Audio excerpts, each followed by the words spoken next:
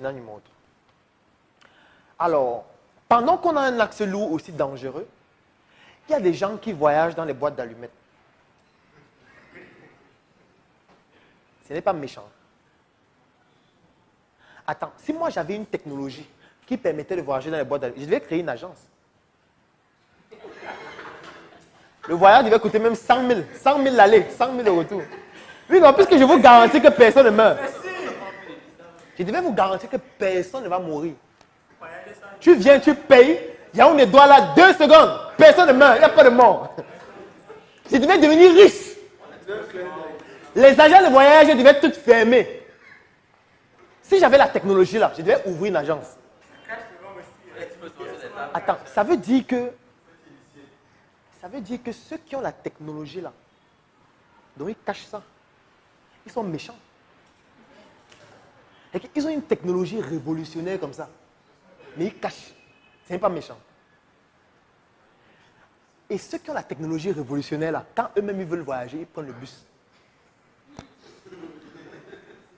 Donc, ils prennent l'axe lourd le plus dangereux du monde, eux-mêmes, dans le bus, dans leur voiture, alors qu'ils ont une technologie révolutionnaire. Voilà donc comment le spirituel se comporte. Le spirituel se dit, gars, si j'ai ça et vends, je m'en vais à l'OAP, je prends là mon brevet rapidement pour qu'on ne copie pas. Et dès que j'ai ça, je vends. La spiritualité n'a pas pour but d'apporter des réponses à la nature. C'est ça la différence entre les deux. Donc moi, ça ne m'intéresse pas de dire que, bon, ok, les vaches viennent d'où? Les mouches viennent d'où? La première mouche, c'était dans quel pays? Ça me sert quoi? Rien? Oui. Entre eux, la spiritualité s'inspire de la science à travers la nature. Tout simplement. Puisque la nature, c'est la science. Vous êtes d'accord avec moi? Est-ce que vous connaissez les premiers... Aujourd'hui, on parle de plaques photovoltaïques. Mais ça, c'est... Je veux dire, ça ne représente même pas ce que la nature est capable de faire. Je pense que vous savez ce que c'est que la photosynthèse. La photosynthèse, en fait, c'est exactement les plaques photovoltaïques en plus performantes et avec moins de coûts.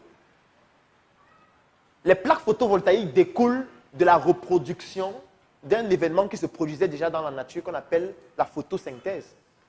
C'est exactement ça qu'on a essayé de reproduire sur le plan scientifique avec ce qu'on utilise aujourd'hui comme pour dire que c'est l'énergie solaire. Parce qu'on a vu le documentaire de Huawei. Je pense que vous devez toujours retenir le documentaire là. Dans un documentaire où on interdit aux journalistes de filmer un bureau. Pas un laboratoire, de filmer le bureau. C'est-à-dire que les gars cachent le bureau.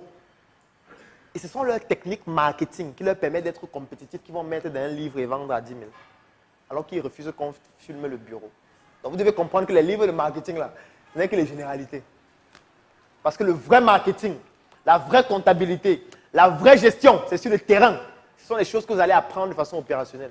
Je vais vous prendre un exemple. Il n'est écrit dans aucun livre de comptabilité qu'une entreprise doit avoir 3 ou 4 comptabilités. C'est écrit dans aucun livre. Pourtant, sur le terrain, toutes les entreprises ont plusieurs comptabilités. Pour ceux qui ont déjà été sur le terrain. Moi, je connais les entreprises, certains hôtels qui ont 7 comptabilités. Ici à Yaoundé. Donc, il y a la comptabilité des impôts. Il y a la comptabilité des employés. Il y a la comptabilité des investisseurs. Et même les investisseurs, il y a les catégories. Où certains ont certains rapports, d'autres n'ont pas. Mais ce n'est écrit dans aucun livre de comptabilité qu'il faut faire comme ça.